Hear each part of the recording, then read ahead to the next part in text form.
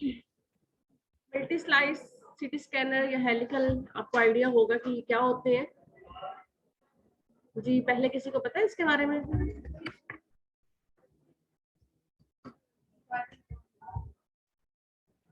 Spiral भी उसको कह सकते हैं, या हम ये कहते हैं कि जैसे हेलिकल है। अब हेलिकल क्या होता है? जो स्पाइरल की फॉर्म में, स्प्रिंग की फॉर्म में आपके पास एक कंस्ट्रक्शन आती है, उसको हम कह सकते हैं। तो हमने आज पढ़ना है हेलिकल, या फिर हम कहते हैं कि हेलिकल एंड मल्टी स्लाइस जो स्कैनिंग है, ये किस चीज पे बेस करेगी, इसका किस तरह से हम प्रोटोकॉल करते हैं, या हम किस तरह से इसको परफॉर्म करते हैं। ठीक है, अब हम कहते हैं जो सिंपलेस्ट फॉर्म है सिटी स्कैनर की, वो हम सिंपल यूज करते थे ट्रांस एक्सियल स्लाइसेस के लिए, जिसमें हम कहते थे कि हमने एक सिंगल स्लाइस ले लिया, या अगर हमने 2 डिटेक्टर्स यूज किए तो हमने 2 स्लाइसेस ले लिए। और वो हमारे पास कौन सी मशीन थी? Transaxial. क्योंकि हम उसमें एक्सियल स्लाइसेस लेते।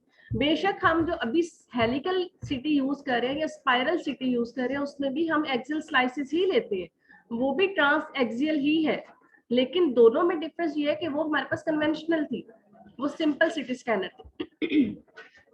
और इसमें हम क्या करते हैं कि जो पेशेंट का जी एक्सिस होता है उसको अलॉन्ग साइड द टेबल रखते हैं कि पेशेंट जो है वो लेइंग पोजीशन में होगा, ठीक है, टेबल के साथ। अब टेबल ने मूव करना है और हमने एक स्पाइरल जो है वो अटेन कर लेना है। अब स्पाइरल क्या होता है कि हमने एक एफओवी सेट कर दिया। फॉर एग्जांपल, जैसे हम कहते हैं कि चेस्ट का हमने लेना है या हमने एब्डोमेन का लेना है, हमने एक एरिया डिफाइन कर दिया कि यहाँ पे हमारा पहला स्लाइस होगा, यहाँ पे हमारा एंड वाला स्लाइस होगा। अब उसमें हमने एक स्पाइरल लेने हैं, 2 लेने हैं, या एक ही स्पाइरल में हमारा वो पूरा एरिया कवर हो जाता है, वो डिपेंड करेगा कि हमारे पास मशीन कौन सी है। कौन सी मीन्स के वो कितने स्लाइस मशीन है, 4 स्लाइस है, 16 स्लाइस है, ये 64 है, ये इससे भी बड़ी है। तो इसलिए हम जो सिंपल ये जो स्कैनिंग है, इसको हम सिंपली अगर कहें तो हम कहते हैं एक्सियल स्कैनिंग। ठीक है, अब एक्सियल स्कैनिंग को दूसरी टर्म में अगर हम डिस्क्राइब करें तो हम कहते हैं स्टेप एंड शूट मैकेनिज्म। अब ये कैसे होगा? मुझे मार्कर अगर है तो वो दे दे। अब स्टेप एंड शूट मैकेनिज्म में हम क्या करते हैं कि हमने, आपको आइडिया होगा कि जब हमने कहा था कि हमने पेशेंट की पोजीशन बनानी है, ठीक है, अब पोजीशन बनाने के बाद हमने एरिया डिफाइन कर लिया, जो कि हम कहते हैं लेजर बीम हम यूज करते हैं, हमने अपनी पोजीशन बना ली।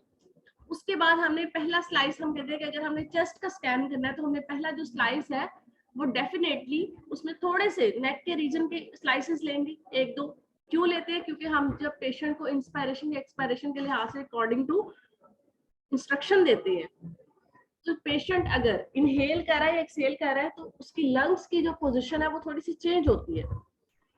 तो इस वजह से हम थोड़े से ऊपर से स्लाइसेस स्टार्ट करते हैं, थोड़े से नीचे तक, ताकि हमारा जो चेस्ट का एरिया है वो उसमें कट ना हो। ठीक है, तो हम ऊपर वाले और नीचे वाले रीजन के 1-2 स्लाइसेस ले लें। अब वहां से हमने स्टार्ट कर लिया पहला। अब हमने क्या करना है? स्टेप एंड शूट, कि हमने एक स्लाइस लिया, उसके बाद स्टेप लिया, फिर हमने एक स्लाइस। तो हमारे पास क्या होता है? एक स्लाइस होता है, एक इंटरवल होता है, एक स्लाइस होता है। कि जब हम प्रोटोकॉल बनाते हैं या हम पोजिशनिंग करते हैं या हम अपना पैरामीटर्स को सेट करते हैं, उसमें हम देखते हैं कि हमने 5 mm का स्लाइस लिया, 5 mm का गैप लिया, जिसको हम इंटरवल कहते हैं, या हम कहते हैं कि हमने 5 mm का स्लाइस लिया, 3 mm का गैप लिया। ठीक है, हम ये नहीं कहते कि 5 mm का लिया फिर अगला 5 mm फिर। अब ये वाला जो हमारे पास सिस्टम था, इसको हम एक्सियल स्कैनिंग कहते हैं, जिसको हम स्टेप एंड शूट मैकेनिज्म भी कहते हैं। ठीक है, कि हमने एक स्लाइस लिया, फिर स्टेप लिया, फिर अगला स्लाइस लिया, फिर स्टेप लिया। ठीक है। अब उसके बाद हम कहते हैं ये जो हेलिकल स्कैनिंग है, ये हमने किस तरह से अचीव की, कि कौन सी ऐसी चीज थी जिसको इंट्रोड्यूस करने के बाद हमने इस प्रोटोकॉल को अप्लाई किया? स्लिप रिंग टेक्नोलॉजी, जिसके बारे में पहले भी आपने थोड़ा सा पढ़ा था। अब स्लिप रिंग से पहले तक हम हेलिकल स्कैनिंग नहीं कर सकते थे। क्यों नहीं कर सकते थे? क्योंकि टेबल मूव कर रहा है, साथ में गेंट्री जो है वो रोटेट कर रही है। अब गेंट्री जो है उसको पावर सप्लाई मिल रही है किसी जगह से। अब वो जो पावर सप्लाई या केबल्स है वो किसी एक जगह पे गेंट्री के साथ अटैच है। जब वो एक जगह पे अटैच है तो जब गेंट्री ने रोटेट करना है 360 डिग्री पे, फॉर एग्जांपल वो रोटेट कर रही है, तो वो जो केबल्स है वो उसके साथ ही क्या हो रही है? रैप हो रही है। अगर वो आगे से आगे रोटेट करती रहेगी तो हमें उतनी ही ज्यादा केबल जो है वो रिक्वायर्ड होगी। फिर उसके बाद अगर हम ये काम करें तो इसके साथ ये भी हो सकता है कि जो वायर्स है वो आपस में टैंगल्ड हो गई हैं। तो इस वजह से हम तब तक जब तक स्लिप रिंग टेक्नोलॉजी जो है वो इन्वेंट नहीं हुई थी, हम हेलिकल या स्पाइरल नहीं ले सकते थे। उसमें क्या होता था कि एक 360 डिग्री जो है वो कंप्लीट हुआ, उसके बाद फिर वो वापस अपनी पोजीशन पे जाएगा कि वो जो वायर थी वो उसके साथ रैप हुई थी, उसने दोबारा ओपन होना है, अनरैप होना है, ठीक है। तो फिर क्या होता था कि एक क्लॉकवाइज और साथ में एंटी क्लॉकवाइज दोनों पोजीशन होती थी, उसके बाद अगला हम स्लाइस लेते थे, ठीक है। तो इस तरह से हमें क्या होता था कि दरमियान में एक गैप आता था। ऐसे ही है ना कि हमने एक स्लाइस लिया, दरमियान में स्टे होगा क्योंकि उसने वापस अपनी पोजीशन पे जाना है, फिर अगला हम स्लाइस लेंगे, फिर वो वापस अपनी पोजीशन पे जाएगा। तो इसमें हमें स्कैन स्पीड जो है वो कम मिलती थी, स्कैन टाइम जो है वो इंक्रीज हो जाता था। ऐसे ही था ना, क्योंकि जितना हमने टाइम लेना है उसको एक्वायर करने में, उतना ही टाइम हमें उसको स्टे करने में भी लगना है। एक दफा उसने सीधा जाना है, दूसरी दफा वो उल्टा जाएगा। तो हम कहते हैं कि जो मेजर एडवांस हुआ था स्कैनर में वो स्लिप रिंग टेक्नोलॉजी के बाद हुआ, जब हमने उसको इंट्रोड्यूस किया।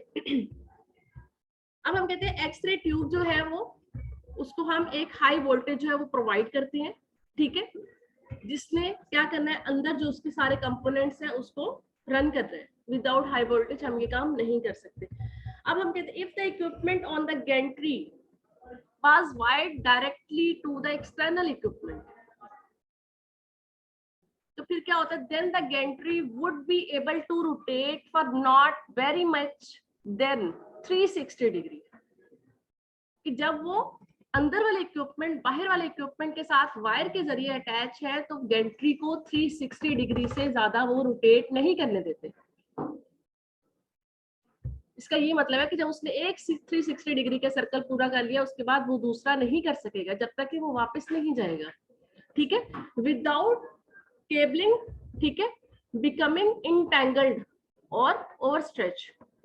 कि या तो हम कहते हैं कि वो इंटेंगल्ड हो जाएंगे अगर वो और ज्यादा रोटेट करेगा, या ओवरस्ट्रेच हो जाएंगे, या फिर वो वापस अपनी पोजीशन में जाएगा। फिर हमने कहा कि इन ओल्डर इक्विपमेंट फिर क्या होता था, following a single rotation of the gantry it would have to be return to the start position.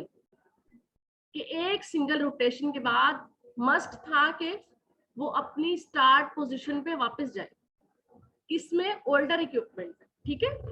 तो जिसकी वजह से हमारे पास स्कैन में डिले आता था। यही बात अभी मैंने आपको की, ठीक है। तो उसके बाद हमने 1980 में स्लिप रिंग टेक्नोलॉजी को इंट्रोड्यूस करवाया। अब इसमें क्या होता है, सिंपलेस्ट अगर हम बात करें तो हम कहते हैं स्लिप रिंग जो है मेटल रिंग्स होते हैं जिनको हम क्या करते हैं, माउंट कर देते हैं गैंट्री के साथ, ठीक है। अब इनको हमने माउंट कर दिया और अंदर वाले जो सारे इक्विपमेंट हैं उनको किसी एक पॉइंट पे हमने बाहर वाले इक्विपमेंट के साथ कनेक्ट कर दिया। कैसे कनेक्ट कर दिया, स्लिप रिंग के थ्रू। अब इसमें क्या होता है, ब्रशेस हम यूज करते हैं। अब फॉर एग्जांपल एक हमारे पास गैंट्री है, यहाँ पे हमने वो ब्रशेस लगा दिए। अब वो ब्रशेस जो है वो यहाँ पे इसके साथ कनेक्ट हुए हैं, लेकिन ये इसके साथ ग्लाइड कर रही है, इसके साथ फिक्स नहीं है, ठीक है। गैंट्री जो है वो रोटेट किए जा रही है, लेकिन यहाँ पे जो ब्रशेस है वो उसके साथ ग्लाइडिंग मूवमेंट है, वो इसके साथ रैप नहीं होंगे। जब वो रैप नहीं होंगे तो ये 360 डिग्री से ज्यादा रोटेट कर सकती है। यही टेक्नोलॉजी थी जो हमने हेलिकल या स्पाइरल सिटी में इंट्रोड्यूस करवाई, ठीक है। अब हम कहते हैं adjacent to the gantry there is a connector that is able to retain good contact। हमने क्या किया, कनेक्टर यूज किया जिसने क्या किया, गुड कांटेक्ट बनाया, किसमें, रिंग में, ठीक है, और गैंट्री में। तो जिसकी वजह से जो गैंट्री है वो रोटेट कर रही है। कनेक्टर कौन सा, जो हमने स्लिप रिंग को अटैच किए गैंट्री के साथ, ठीक है। These connected take the signal कहां से, and pass it to the computer system. कहां से इसने लेना है, गैंट्री से इसमें सिग्नल लेना है, जो इन्फॉर्मेशन आ रही है वो इन्फॉर्मेशन कहाँ से आ रही है, डिटेक्टर से आ रही है, ठीक है, और उसने आगे पास कर देना कंप्यूटर को, ठीक है। इसी ने इसको वोल्टेज भी अप्लाई की है जो हम एक्सटर्नल सोर्स से ले रहे हैं, और अंदर वाले जो इक्विपमेंट्स है या पार्ट्स है उसको हम सप्लाई कर रहे हैं, ठीक है। अब जो हमने अंदर से इंफॉर्मेशन ली है वो हमने आगे पास कर दी कंप्यूटर सिस्टम में, वहां पे क्या होगी, इमेज की रिकंस्ट्रक्शन होगी। अब ये जो रिकंस्ट्रक्शन है ये एक अलग से हमारा लेक्चर होगा कि हमने जब एक डाटा एक्वायर कर लिया उसके बाद हमने उसको रिकंस्ट्रक्ट किस तरह से करना है और हमारे पास इमेज जो है वो डिस्प्ले किस तरह से होगा। इवन जो इमेज हमारे पास डिस्प्ले होता है उसकी जो क्वालिटी होती है वो किन चीजों पे बेस करती है, ठीक है। अब हम कहते हैं to facilitate this detector signal have to be send, किसको, डिटेक्टर सिग्नल जो है वो सेंड हो रहे हैं किसको, कंप्यूटर सिस्टम को। अब अगर वो फास्टली होंगे या एफिशिएंटली होंगे तो उसकी एफिशिएंसी क्या होगी, डिपेंड करेगी हमारी इमेज की क्वालिटी पे। अब हमने पीछे कहा था कि अगर डिटेक्टर्स जो है वो एफिशिएंट होंगे, जितने ज्यादा वो एफिशिएंट होंगे उतना ही हमारा जो स्कैनर होगा वो ज्यादा अच्छा, क्योंकि उतनी ही ज्यादा हमारे पास इमेज की क्वालिटी अच्छी आ रही है और स्कैन की स्पीड इंक्रीज हो रही है। जब स्कैन की स्पीड इंक्रीज होगी तो हमारा जो टाइम ड्यूरेशन है वो सेव हो जाएगा। जब वो कम होगा तो पेशेंट की डोज, एनवायरनमेंट की डोज दोनों कम हो जाती है, ठीक है। तो इसलिए हम कहते हैं एट वेरी हाई फ्रीक्वेंसी क्या चीज सेंड हो रही है, डिटेक्टर सिग्नल्स, ठीक है। तो फिर हमने क्या करना है इसको अकोमोडेट करना है कि अपना जो कंप्यूटर सिस्टम है वो भी उतना ही एफिशिएंट होना चाहिए कि जितनी एफिशिएंटली पीछे से सिग्नल्स आ रहे हैं उतने ही एफिशिएंटली उसने उसको पिक किया और हमारे पास डिस्प्ले हो रहा है। दोनों चीजें आपस में अलाइन हुई है। Additional rings are used to connect the X-ray generator to the external voltage supply. अब दो चीजें हैं, एक चीज जो अंदर से इंफॉर्मेशन बाहर आ रही है, एक बाहर से जो हम वोल्टेज अप्लाई कर रहे हैं, ठीक है। तो दोनों के लिए हम रिंग ही यूज कर रहे हैं, लेकिन दोनों के लिए अलग यूज करेंगे। और ये रिंग्स वही है कि हमने कनेक्टर के थ्रू स्लिप रिंग्स को गैंट्री के साथ अटैच कर दिए, ठीक है, कि हम जो काम केबल से कर रहे थे वो हम रिंग से कर रहे हैं। यहां तक क्लियर हो गया। Connecting the system by slip ring rather than hard wiring, ठीक है। तो फिर क्या करेगा, वो परमिट करेगा किस चीज को, कंटिन्यूअस यूनिडायरेक्शनल रोटेशन, कंटिन्यूअसली हो रही है और एक ही डायरेक्शन में रोटेशन हो रही है। विदाउट स्लिप रिंग हमें ये काम नहीं मिल रहा था, ठीक है। तो इसकी वजह से फिर क्या हो रहा है, एक्सरे ट्यूब और डिटेक्टर्स जो है वो अराउंड द पेशेंट रोटेट कर रहे हैं कंटिन्यूअसली और यूनिडायरेक्शन, कि वो क्लॉकवाइज कर रहे हैं या एंटी क्लॉकवाइज कर रहे हैं, वो एक ही डायरेक्शन में मूव करने के बाद आपका जितना एरिया था वो एक्वायर कर लेंगे या स्कैन कर लेंगे और फिर उसके बाद वो स्टॉप हो जाते हैं, उनको वापस अपनी स्टार्ट पोजिशन पे नहीं जाना पड़ता, ठीक है। A basic advantage of continuous rotation is to permit faster rotation, तो जिसकी वजह से स्कैन टाइम सबसे पहले हम कहते हैं कि कम हो गया, और स्कैन टाइम के साथ बाकी चीजें सारी अलाइन करती है, ठीक है। अब यहाँ पे अगर हम कहें तो हम कहते हैं कि यहाँ पे एक मैंने डायग्राम भी डाली हुई है, इसको एक दफा देख लेना कि जब हम एक स्पाइरल लेते हैं तो उसको हम कहते हैं सेट ऑफ स्लाइसेस। अब सेट ऑफ स्लाइसेस में हम क्या करते हैं कि एक एरिया डिफाइन कर दिया, उसमें आपने 5 स्लाइसेस इकट्ठे ले लिए, 10 ले लिए, 20 ले लिए। अब वो डिपेंड करेगा कि हमारे पास डिटेक्टर्स कितने हैं, ठीक है। डिटेक्टर्स कितने, फॉर एग्जांपल हम कहते हैं 8 रोज हैं डिटेक्टर्स की, उसमें 8 डिटेक्टर्स भी होंगे, रोज की बात करें। अब उन रोज में हमारे पास हंड्रेड्स होंगे, उन रोज को हमने डिफाइन करना, हम कहते हैं फॉर एग्जांपल 100 डिटेक्टर्स को मिला के हमने एक स्लाइस लेना है, क्योंकि वो तो बहुत छोटा छोटा स्लाइस वो डिटेक्टर्स का साइज होता है ना। अब हम कहते हैं फॉर एग्जांपल 1 mm का या 0.5 mm का या 0.25 mm का आपके पास डिटेक्टर का साइज है, हमने 100 या 10 को मिला के एक स्लाइस ले रहे हैं, तो उसके लिहाज से हम ज्योमेट्री बना लेते हैं। किस तरह से ज्योमेट्री बनाएंगे, यहाँ पे अगर आपको मैं एक डायग्राम है,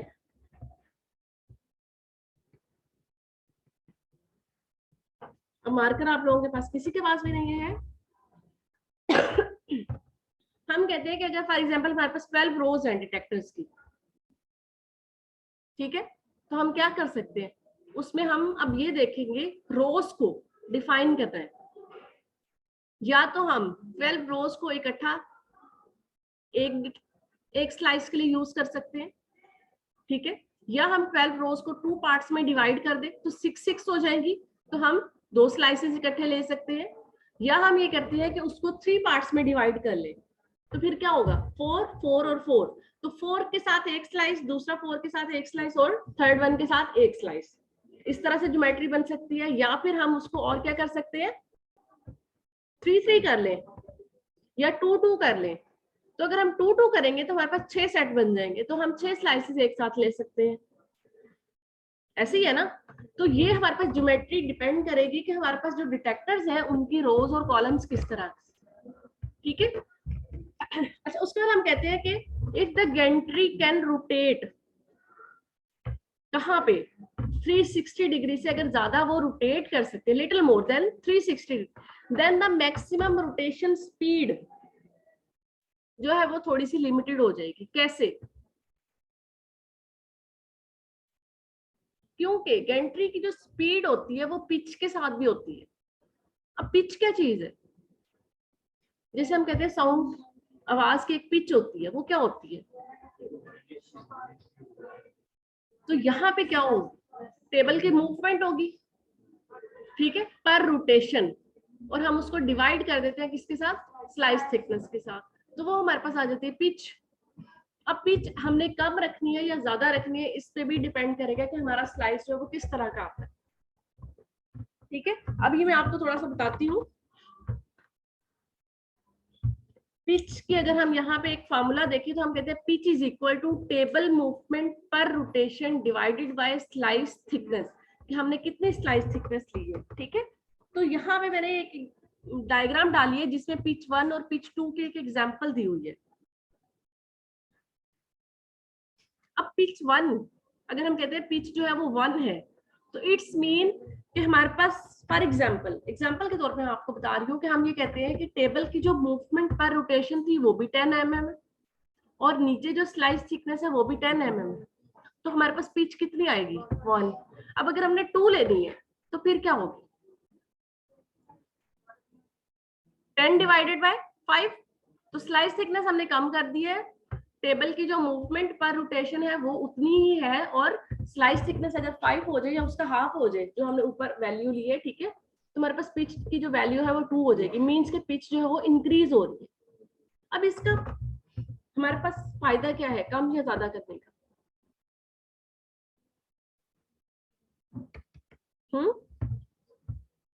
अब हम कहते हैं for a pitch more than 1, अब इस चीज को ध्यान से सुनना है, for a pitch more than 1, अगर 1 से उसकी वैल्यू ज्यादा है तो फिर क्या होगा, जो रिबन एजेस है, अब रिबन किसको कह रहे हैं, उस स्पाइरल को जो हम एक स्लाइस ले रहे हैं, ठीक है। फॉर एग्जांपल हम कहते हैं कि एक हमने स्लाइस लिया, ये रिबन है, ये इसकी विड्थ है, ये स्लाइस की विड्थ है, ठीक है, इसके एजेस वुड बी सेपरेटेड, एक ये वाला स्पाइरल या रिबन और इसके साथ वाला जो रिबन होगा, दोनों के जो एजेस है वो दोनों किनारे जो है वो सेपरेट होंगे अगर पिच जो है वो 1 से ज्यादा है। लेकिन अगर if pitch is less than 1 then the ribbon edges would overlap, तो फिर क्या होगा, ये दूसरे के साथ ओवरलैप हो रहे हैं। क्यों ओवरलैप हो रहे हैं? क्योंकि स्लाइस थिकनेस हम कम करते जाएंगे, वैल्यू पिच की कम होती जाएगी, सॉरी स्लाइस थिकनेस हम ज्यादा करते जाएंगे, तो आपस में ये इनवर्स रिलेशन है, क्योंकि वो नीचे वैल्यू आ रही है, ऊपर वाली जो वैल्यू वो डायरेक्ट रिलेशन है।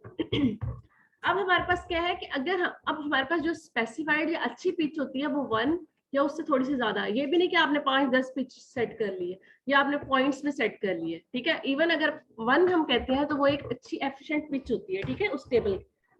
To reconstruct an image in helical scanning, अब हमने क्या किया है कि इमेज ले लिया, उसको रिकंस्ट्रक्ट कर रहे हैं हेलिकल स्कैनिंग में, ये हेलिकल जो आपके पास सीटी है, तो फिर हम क्या करें, measure data has to be interpolated, जिसको हम रिकंस्ट्रक्शन कहते हैं, फ्रॉम द डाटा कलेक्टेड, कि जो हमने डाटा कलेक्ट किया है उसको हमने इंटरपोलेट किया। अब इंटरपोलेट क्या होता है कि हमारे पास कंप्यूटर बेस्ड सॉफ्टवेयर है जिसकी बेस पे हमने फर्दर रिकंस्ट्रक्शन या फिर रीफॉर्मेटिंग करनी है, और उसके बाद हमारे पास इमेज जो है वो डिफरेंट फॉर्म्स में या डिफरेंट एंगल्स पे या प्लेन्स में डिस्प्ले होती है। ये हम मैनुअल नहीं करते, हम कंप्यूटर बेस्ड, क्योंकि अब हमारे पास हेलिकल स्पाइरल सिटी है, इसमें हमें जरूरत नहीं है। हमने क्या करना है, सिर्फ एक सॉफ्टवेयर अप्लाई करना है। फॉर एग्जांपल हमने 2D इमेज को 3D में कन्वर्ट करना है, हम सॉफ्टवेयर सिंपल अप्लाई करते हैं और वो हमारे पास उसी फॉर्म में डिस्प्ले हो जाती है। ठीक है। relative weight given to each being dependent on the relative distance किसका, from the plane of reconstruction। अब plane of reconstruction क्या है, डाटा होगा,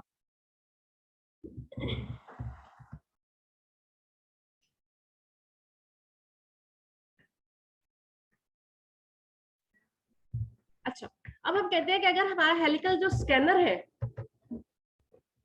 वो अच्छी क्वालिटी का है, तो जो रिकंस्ट्रक्टेड डाटा होगा वो भी अच्छी क्वालिटी का होगा।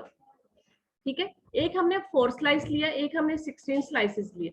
अगर हम दोनों को कंपेयर करें तो हमारा 16 स्लाइस वाला ज्यादा बेटर होगा एज कंपेयर टू 4 स्लाइस, और उसमें जो रिकंस्ट्रक्शन के सॉफ्टवेयर होंगे वो ज्यादा बेटर होंगे एज कंपेयर टू 4 स्लाइस। होगा ना ऐसा?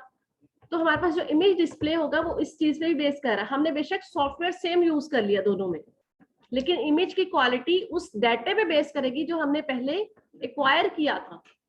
बेशक हम अब हम कहते हैं कि हमने एक पिक्चर ली मोबाइल से, उसको हम जैसे मर्जी सॉफ्टवेयर अप्लाई करें, लेकिन वो उस चीज पे बेस करेगी जो कैमरा हमने यूज किया था। ऐसे ही है ना? तो यही चीज यहाँ पे भी होती है।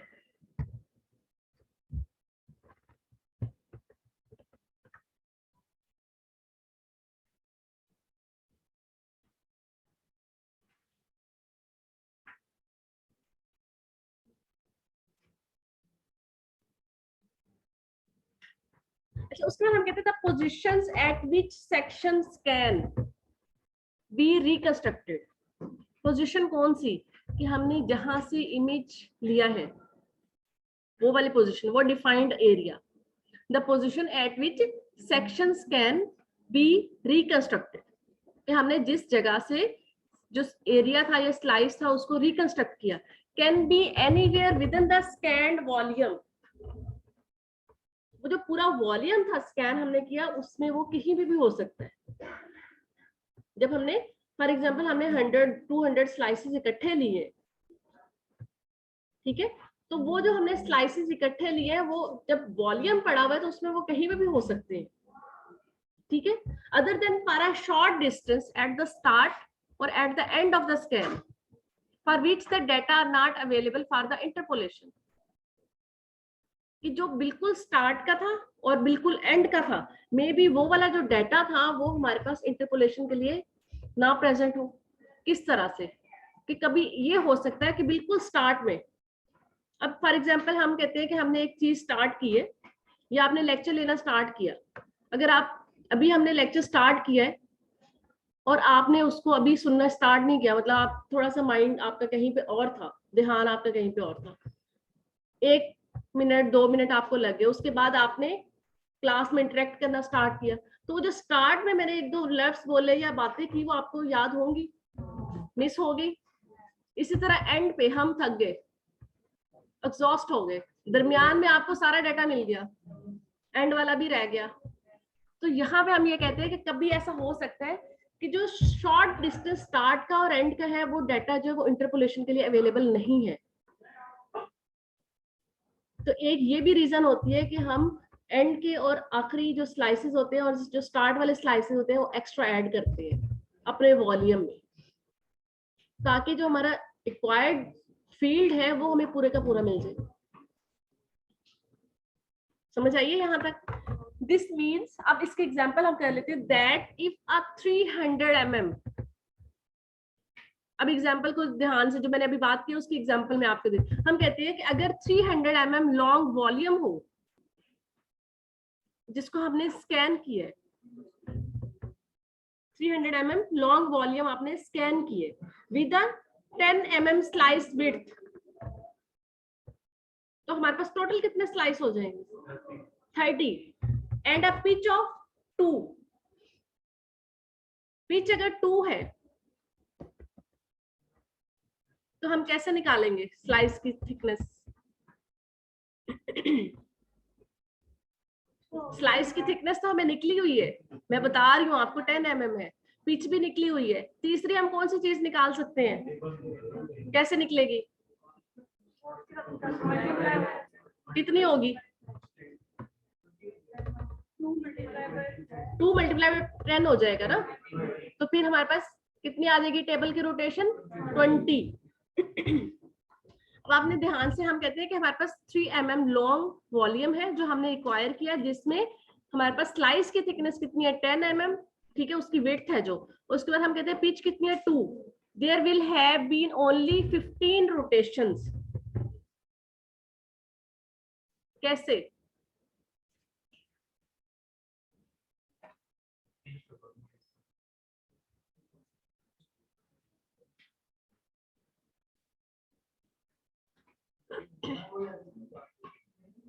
अब आगे सुनो, plus an extra one at each end of the purpose of interpolation.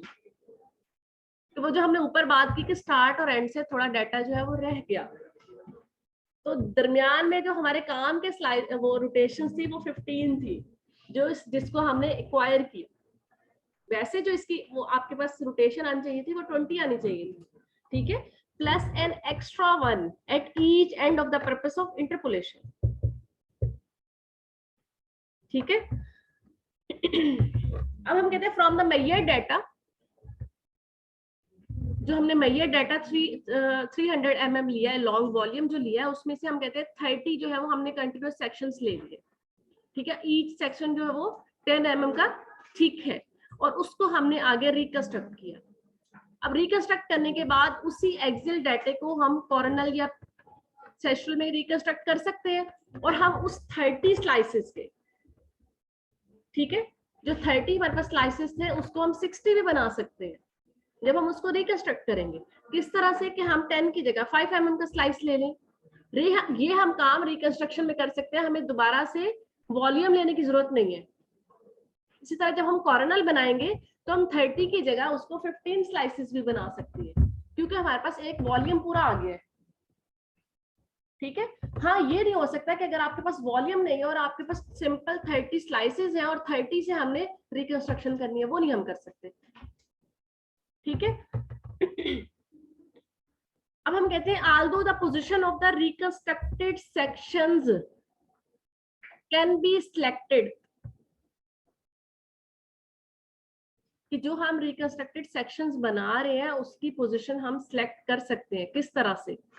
क्योंकि हमने वहां पे भी एरिया डिफाइन करना है कि हमें ये पूरा 300 mm का वॉल्यूम नहीं चाहिए, हमने दरमियान से निकालना है।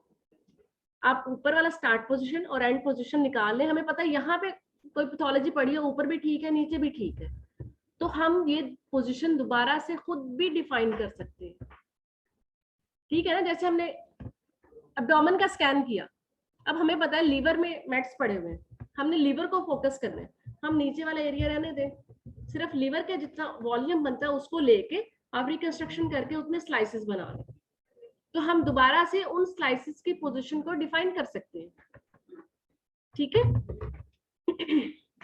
It's not possible to extract finer details, कि अगर हमने बहुत फाइन डिटेल्स लेनी है तो हम 10 mm के स्लाइस में से नहीं ले सकते, हमें वहां पे थिन वॉल्यूम के स्लाइसेस, थिन विड्थ के स्लाइसेस रिक्वायर्ड होंगे।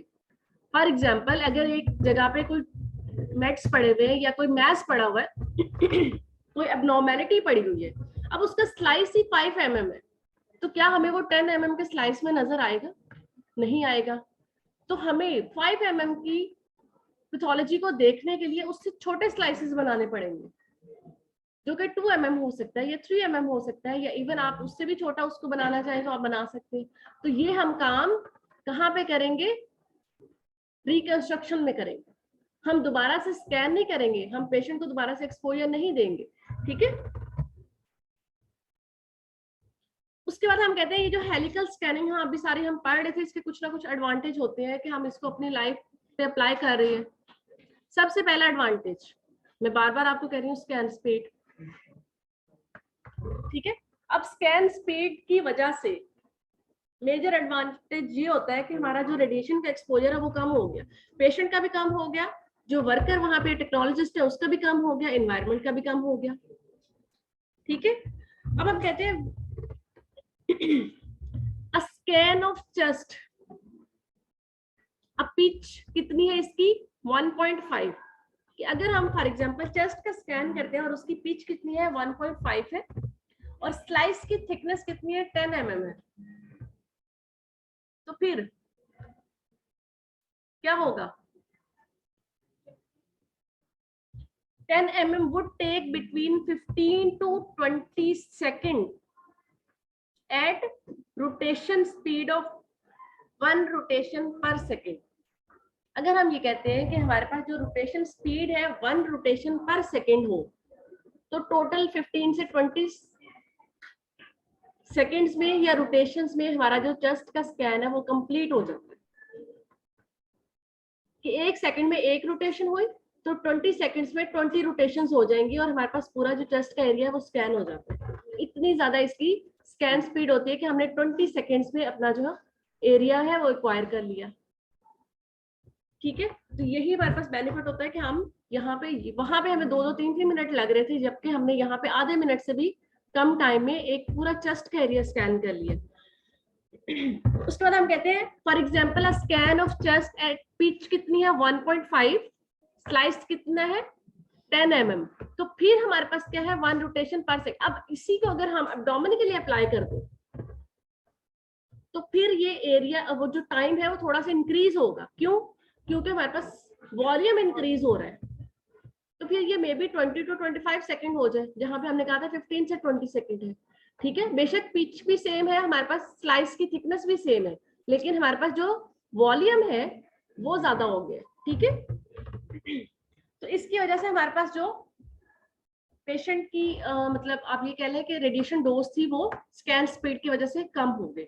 दूसरा हम कहते हैं स्कैन स्पीड की वजह से सिंगल ब्रेथ होल्ड में आप पूरा आप चेस्ट का एरिया जो है वो स्कैन कर सकते हैं। अगर कभी आपको ऐसा मिले कि आप किसी पुराने स्कैनर को यूज कर सके, कहीं ना कहीं अभी भी है पड़े, तो वहां पे हम क्या करते थे, हम एक एरिया डिफाइन करते थे, उसको एक्वायर करते थे, उस दौरान पेशेंट का सांस रुकवाते थे, फिर हम वहां पे मशीन को स्टॉप करते थे और पेशेंट को कहते थे आप सांस ले लें, फिर हम अगला एरिया लेते थे, अब चेस्ट के लिए मैं बात कर रही हूँ, फिर हम पेशेंट का सांस रुकवाते थे और फिर हम अगला एक पोर्शन ले लेते थे जिसमें आपके पास 2-4 स्लाइसेस होते हैं, ठीक है। इसी तरह से हम करके 3 या 4 या 5 स्टेप्स में एक चेस्ट का स्कैन करते थे, जिसमें हमें पेशेंट को 2-3-4 दफा सांस दरमियान में रोकना पड़ता था कि आप ले लें, फिर आप रोके, फिर ले लें।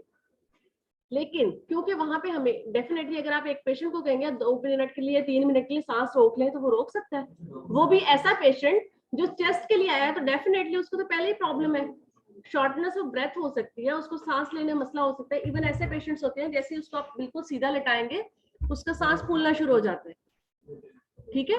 तो इनके लिए तो सांस रोकना वैसे ही मुश्किल काम है। हाँ, अगर आप एक पेशेंट को कहेंगे आप 15 सेकंड के लिए सांस रोक ले तो वो डेफिनेटली रोक सकते हैं, लेकिन फिर भी ऐसे पेशेंट्स होते हैं जो दरमियान में सांस छोड़ देते हैं, वो नहीं रोक सकते, ठीक है।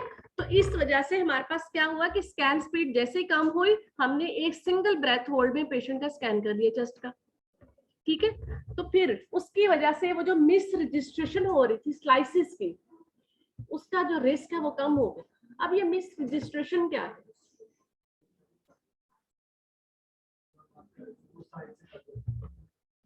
कि हमने एक एरिया डिफाइन कर दिया, अब मार्कर ना होने की वजह से बहुत हाथों से काम चला लो। अब हमने एक एरिया डिफाइन कर लिया, ये हमारा स्टार्ट पोजीशन है, ये हमारी एंड पोजीशन है। हमने पेशेंट को कहा आप सांस रोक लो, चेस्ट की पोजीशन यहाँ पे है। अब हम स्लाइसेस लेते लेते यहाँ तक पहुंच गए, पेशेंट ने सांस छोड़ दिया, क्या होगा, थोड़ा सा नीचे वाला पोर्शन ऊपर मूव करेगा, होगा ना।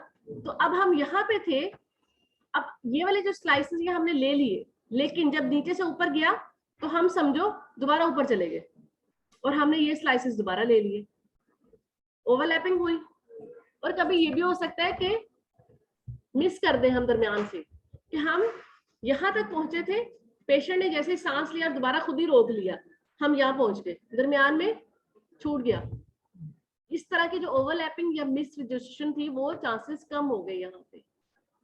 ठीक है,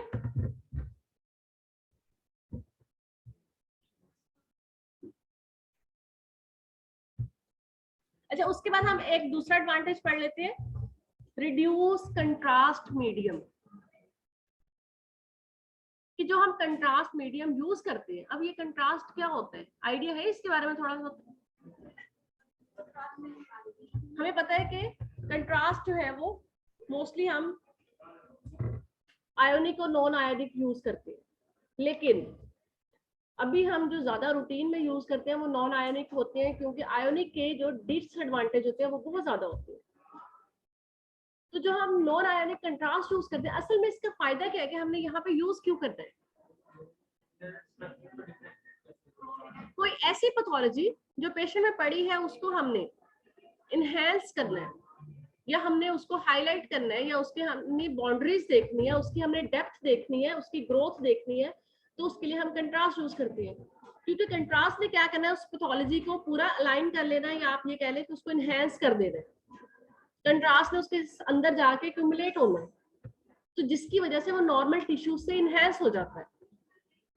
तो हमने जहां पे भी कंट्रास्ट देना होता है, हम पहले नॉर्मल स्कैन करके देखते हैं कि हमें जरूरत भी है कंट्रास्ट की या नहीं, ये जो कंट्रास्ट मीडियम होता है। अब जब आपके पास स्कैन स्पीड इंक्रीज हो गई, तो वो जो काम हम 1.5 मिनट या 2 मिनट में कर रहे थे वही हम आधे मिनट में कर रहे हैं। तो वहां भी हमें कंट्रास्ट ज्यादा देना पड़ता था, क्योंकि वो कंट्रास्ट उस जगह पे 2 मिनट के लिए रुकना चाहिए ताकि हम अच्छी तरह से उसको देख लें। अब वही हम काम आधे मिनट में कर रहे हैं, तो हम अगर कम डोज भी यूज करेंगे तो हम अपना जो ऑप्टिमम रिजल्ट है वो ले सकते हैं। तो इसी वजह से हम कहते हैं कि इसकी वजह से पेशेंट का जो कंट्रास्ट मटेरियल हम यूज कर रहे थे वो डोज कम हो गई है, रिड्यूस हो गई है अपनी उस वैल्यू से जो हम पहले पुराने स्कैनर्स में यूज करते थे। ठीक है,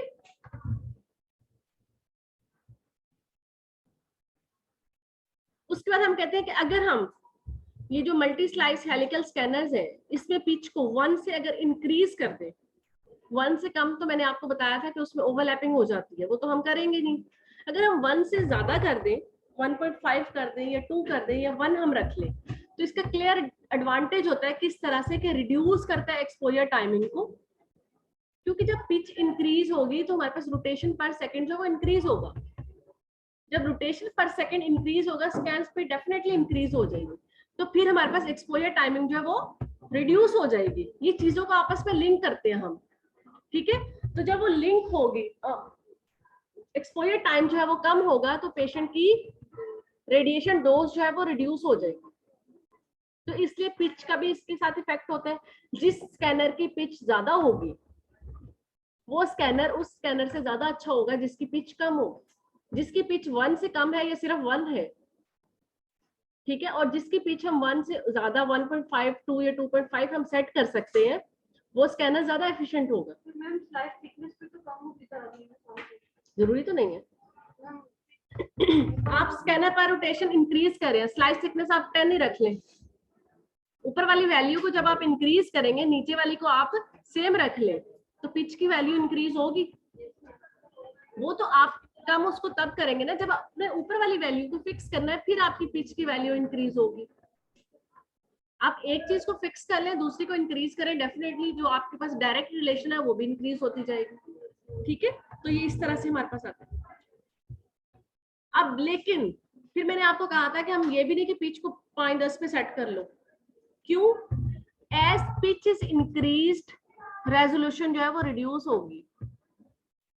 तो हम एक ऑप्टिमम वैल्यू तक रखते हैं, उसके बाद हम ये नहीं करते कि हमने अगर 2 करेंगे तो अच्छा ये हो गया, स्कैन स्पीड इतनी कम हो गई, ज्यादा होगी सॉरी, जो पेशेंट का एक्सपोजर था वो कम हो गया तो हम इसको 5 कर लेते हैं, उसके साथ रेजोल्यूशन जो है वो भी कम हो रही है। तो हमने दोनों चीजों को ऑप्टिमम रखना है। ठीक है, एज पिच इंक्रीज रेजोल्यूशन जो है वो डिक्रीज होगी। ठीक है, तो फिर हमें वहां पे रिकंस्ट्रक्शन जो पैरामीटर्स है वो ज्यादा रिक्वायर्ड होंगे ताकि हम कम रेजोल्यूशन वाले इमेजेस को ज्यादा अच्छा जो है वो रिकंस्ट्रक्ट कर सके। तो वहां पे जो इंटरपोलेशन के सॉफ्टवेयर हैं वो हमें स्ट्रॉन्ग रिक्वायर्ड होंगे, तो इसलिए हमने हर चीज को ऑप्टिमम रखना होता है। ठीक है, यहाँ तक समझ आ गई?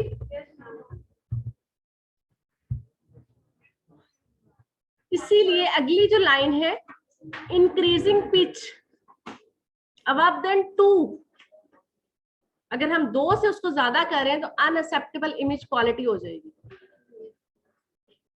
कि इमेज क्वालिटी जो है वो रिड्यूस हो रही है, इसी वजह से हम 1.5 से ज्यादा उसको इंक्रीज नहीं करते, ताकि हमारे पास जो ऑप्टिमम वैल्यूज है वो अटेन हो सके। यहाँ तक समझ आ गई? चले इसको हम यहीं पे फिर आज एंड कर लेते हैं।